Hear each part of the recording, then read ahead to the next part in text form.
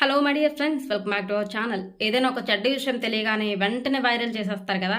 But మంచి విషయం ఎప్పటికీ వైరల్ అవ్వదు. అందరూ లైక్ చేయరు, ఇష్టపడరు కూడా. వెంటనే స్కిప్ చేసేస్తారు. ఎందుకో నాకు తెలియదు. ఆ మంచి విషయం ఏంటో మీకు చెప్పేస్తాను. లైక్ చేయాలవద్దో మీరు డిసైడ్ అవ్వండి.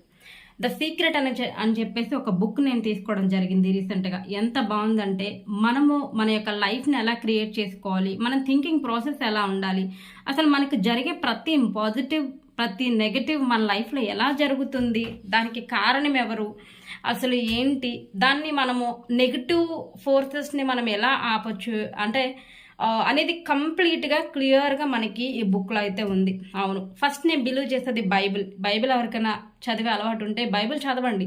బైబిల్తో పాటు ఇది కూడా రీడ్ చేయండి. ఎంత బాగుందంటే, ఇది ఎలాంటి మోటివేషనల్ బుక్ కాదు, కానీ మన థింకింగ్ ప్రాసెస్ అంతా కూడా చేంజ్ అయిపోతుంది. It really helps me a lot. నేను చాలా ఎక్స్పీరియన్స్ అవుతున్నాను. డెఫినెట్గా